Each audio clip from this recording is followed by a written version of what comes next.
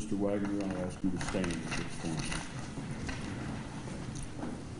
On count one of the indictment for the offense of aggravated murder in violation of section 2903.01A of the revised code, the victim of that offense being Kenneth Roden, the court hereby sentences you to serve a mandatory term of life imprisonment without parole.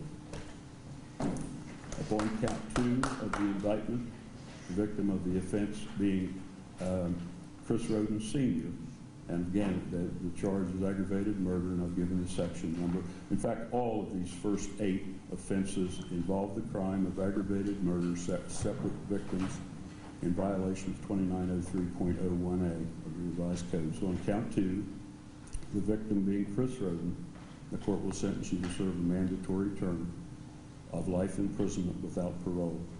On count 3 of the indictment, the victim of the offense of aggravated murder being Gary Roden, the court will also sentence you to serve a mandatory term of life imprisonment without parole. On count 4 of the indictment, for the aggravated murder of Clarence Franklin Roden, the court will sentence you to serve a mandatory term of life imprisonment without parole. On count 5 of the indictment, the victim of the offense being Hannah Hazel Gilly, the crime being aggravated murder, the court will sentence you to serve a mandatory term of life imprisonment without parole. On count 6 of the indictment, for the aggravated murder of Dana Roden, the court will sentence you to serve a mandatory term of life imprisonment without parole. On count 7 of the indictment, for the aggravated murder of Hannah Mae Roden, the court will sentence you to serve a mandatory term of life imprisonment without parole. And on count 8 of the indictment, the victim of the offense being Christopher Roden Jr., for the offense of aggravated murder, the court will sentence you to serve a mandatory term of life imprisonment without parole. On count 9 of the indictment, the offense there that you were found guilty of is conspiracy, a first-degree felony in violation of section 2923.01A1 and A2 and 2923.01J1. The court will sentence you to serve a definite term of 8 years in prison. On count 10, for the offense of aggravated burglary, and this is at 1084 Left Fork Road, in violation of section 2911.11A1 and 2911.11A2 and 2911.11B, a felony of the first degree, the court will sentence you to serve a prison term of 8 years. On count 11, the charge is aggravated burglary involving the premises at 4119 Union Hill Road. Again, the section numbers are 2911.11A1 and A2 and 2911.13B. A felony of the first degree, the court will sentence you to serve a definite prison term of 8 years. On count 12, for the offense of aggravated burglary, the section numbers are the same. This involves the premises at 4077 Union Hill Road, a felony of the first degree. The court will sentence you to serve a prison term of 8 years. On count 13, for aggravated burglary at 3122 Union Hill Road, the section numbers, of course, are the same. Felony of the first degree, the court will sentence you to serve a definite prison term of 8 years. On count 14, unlawful possession of dangerous ordnance, 2923.17A1 of the revised code, a 5th degree felony, the court will sentence you to serve a prison term of 10 months. Count 15, tampering with evidence. This involves phones and cameras, 2921.12A1 and 2921.12B, a felony of the 3rd degree. The court will sentence you to serve a prison term of 24 months. Upon count 16, tampering with evidence involving custody documents, the court will sentence you to serve a prison term of 24 months, and section numbers there are 2921.12A2 and 2921.12B. Again, it's a felony of the 3rd degree. On count 17, for the offense of tampering with evidence involving security, home security system, shell casings, and silencer, 2921.12A1, 2921.12B of the revised code of felony of the third degree. The court will sentence you to serve a definite term of 24 months. On count 18, for the offense of forgery, 2913.31A1 and A2, and 2913.31C1B. That's a felony of the fifth degree. The court will sentence you to serve a prison term of 10 months. On count 19, unauthorized use of property, 2913.04B and 2913.04G2. That's a felony of the fifth degree. The court will sentence you to serve a prison term of 10 months. On count 20, interception of wire, oral, or electronic communications, 2933.52A1 and 2933.52C, a felony of the fourth degree. The court will sentence you to serve a prison term of 12 months. On count 21, obstructing justice, 2921.32A4 and A5 and 2921.32C3, a felony of the fifth degree. The court will sentence you to serve a prison term of 10 months. And upon count 22, engaging in a pattern of corrupt activity, 2923.32A1 and 2923.32B1, that's a felony of the first degree. The court will sentence you to serve a prison term of 8 years, and that's a mandatory term pursuant to 2913F.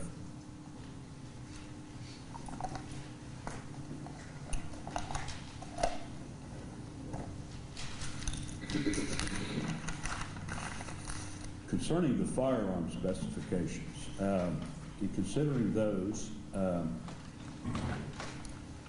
specifications, all of which the jury found you guilty, the court, the section 2929.14B1B provides that such mandatory prison terms shall not be reduced pursuant to section 2967.19, that's petition for early release. Section 2929.20, that's judicial release. Section 2967.193, that's earned days credit, or any other provision of chapter 2967 or chapter 5120 of the revised code. And statute further provides, or the law further provides by the condition, decree, or decision, that you not receive jail time credit for the prison sentences imposed for the firearm specifications. And finally, prison terms imposed for firearm specifications are to run consecutively to, and are to be served consecutively to each other and consecutively to and prior to prison terms imposed for the underlying offenses. The court is aware that 2929.14B1B provides that except as provided in B1G of the section, the court shall not impose more than one prison term on any offender under B1A for felonies committed as part of the same act or transaction. Now there's an exception stated in 2929.14B1G, and that exception is that if the offender is convicted of or pleads guilty to 2 or more felonies, if one or more of those felonies are aggravated murder, attempted aggravated murder, aggravated robbery, felonious assault, or rape, and if the offender is convicted or pleads guilty to a firearm specification in connection with 2 or more of the felonies, the sentencing court shall impose on the offender the prison term specified for the 2 most serious specifications of which the offender is convicted or to which the offender pleads guilty, and in its discretion may also impose on the offender the prison term specified for any or all of the remaining firearm specifications. Now, based upon the way in which the Ohio Supreme Court has defined in case law same act or transaction, this court finds that the 8 aggravated murders charged in counts 1, 2, 3, 4, 5, 6, 7, and 8 do not constitute the same act or transaction, with different victims involved in all of those as one of the reasons why, but I'm finding that they're not the same act or transaction. The court will therefore impose a mandatory prison term upon one of the specifications stated of which you've been found guilty with respect to each of those counts, and I'll get into that here in a minute, and for each of those 8 counts of the indictment. The court further finds that although for the purposes of sentencing, in this case, on the specifications, on the firearm specifications, the aggravated burglary charged in count 10 may constitute the same act or transaction as the aggravated murder charge in count 1, which may be the same act or transaction, that the aggravated burglary charged in count 11 may constitute the same act or transaction as aggravated murder charge in count 4 and the aggravated murder charge in count 5, that's based upon the victims in that residence, and the aggravated burglary charge in count 12 may constitute the same act or transaction as the aggravated murder charge in count 2 and the aggravated murder charge in count 3, and that the aggravated burglary charge in count 13 may constitute the same act or transaction as the aggravated murder charge in count 6, the aggravated murder charge in count 7, and the aggravated murder charge in count 8. Pursuant to section 2929.14B1G, the court shall impose a sentence on the most serious firearm specifications of which the defendant was convicted as to count 10, count 11, count 12, and count 13 as well. Therefore, as to specification 3 to count 1, the court imposes a mandatory prison term of 6 years. As to specification 3 to count 2, the court imposes a mandatory prison term of 6 years. As to specification 3 to count 3, the court imposes a mandatory prison term of 6 years. As to specification 3 to count 4, the court imposes a mandatory prison term of 6 years. As to specification 3 to count 5, the court imposes a mandatory prison term of 6 years. As to specification 3 to count 6, the court imposes a mandatory prison term of 6 years. As to specification 3 to count 7, the court imposes a mandatory prison term of 6 years. As to specification 3 to count 8, the court imposes a mandatory prison term of 6 years. As to specification 3 to count 10, the court imposes a mandatory prison term of 6 years. As to specification 3 to count 11, the court imposes a mandatory prison term of 6 years. As to specification 3 to count 12, the court imposes a mandatory prison term of 6 years. As to specification 3 to count 13, the court imposes a mandatory prison term of 6 years. As to specification 2 to count 14, the court imposes a mandatory prison term of 3 years. And as to specification 3 to count 22, the court imposes a mandatory prison term of 6 years, resulting in a total of mandatory prison terms of 81 years for those firearm specifications, which are to be served consecutively to each other and consecutive to and prior to the prison terms imposed for the underlying felonies, and also those prison terms of 81 years are not to be reduced pursuant to any sections of law, and there's no jail time credit for those on those. The court also finds that consecutive service of the prison terms imposed in this case is necessary to protect the public from future crime and to punish the defendant, and that consecutive sentences are not disproportionate to the seriousness of the defendant's conduct and to the danger the defendant poses to the public. The court further finds that the defendant committed the offenses of which he has been found guilty in this action as part of one or more courses of conduct, and the harm caused by all of the offenses so committed was so great and unusual that no single prison term for any of the offenses committed as part of any of the courses of conduct adequately reflects the seriousness of the defendant's conduct. The court also finds that the defendant's history of criminal conduct, although, as we mentioned, undetected and unprosecuted, but referred to by the defendant in his own testimony and also in the testimony of co-defendants. The defendant's history of criminal conduct demonstrates that consecutive sentences are necessary to protect the public from future crime by the offender. The court therefore orders that the prison terms of life imprisonment without parole imposed in counts 1, 2, 3, 4, 5, 6, 7, and 8 shall be served consecutively to each other and consecutive to the prison terms imposed for the 14 firearm specification. The 8-year prison terms imposed in counts 10, 11, 12, 13, and 22 shall be served consecutively to each other and consecutively to the prison terms imposed in counts 1, 2, 3, 4, 5, 6, 7, and 8, and consecutive to the prison terms imposed on the 14 firearm specifications. The prison terms imposed in counts 9, 14, 15, 16, 17, 18, 19, 20, and 21 shall be served concurrently with each other and concurrently with the prison terms imposed in counts 10, 11, 12, 13, and 22.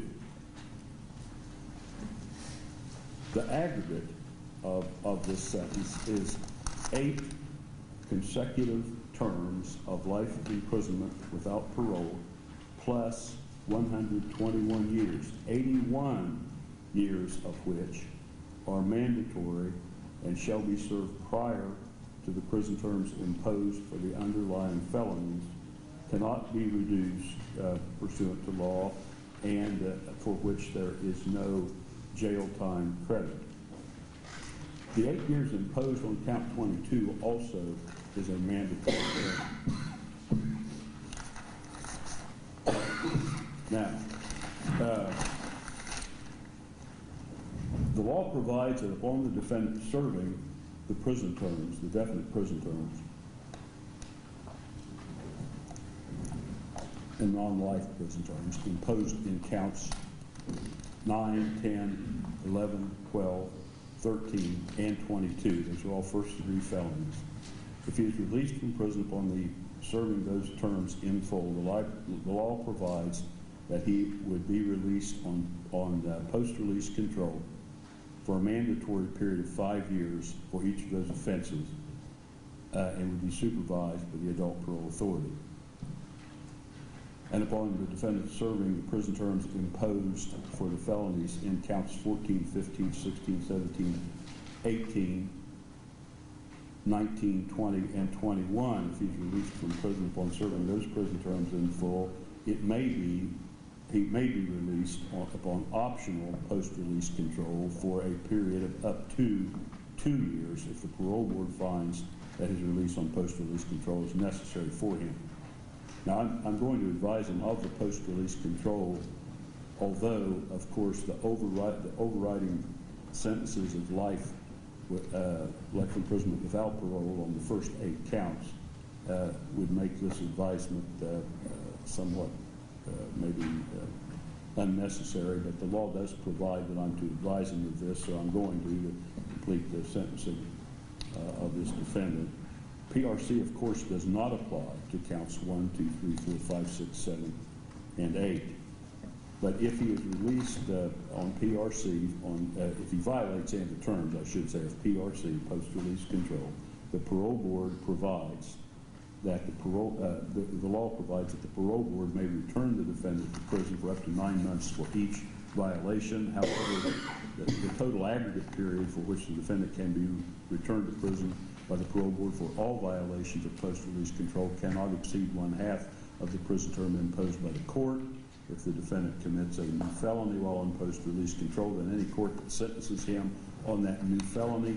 In addition to imposing a prison term for the new felony, may impose an additional prison term for the violation of post-release control, and the maximum period of that additional prison term is 1 year, or the time he has remaining on his post-release control period, whichever is greater, and any prison term imposed for the violation of post-release control would be imposed consecutively to any prison term imposed for the new felony committed while on post-release control. Again, that would apply only if the defendant is released from prison, it's my understanding, and on counts 1 through 8, he is not to be released from prison. Now, the defendant obviously has been convicted of felony offenses of violence. Therefore, the defendant may not acquire, have, carry, or use any firearm or dangerous ordinance for the rest of his life unless he's relieved of that disability by a court of competent jurisdiction. If he does have, use, carry, or acquire a firearm or dangerous ordinance in violation of that restriction, that would constitute having weapons while under disability, a felony of the 3rd degree.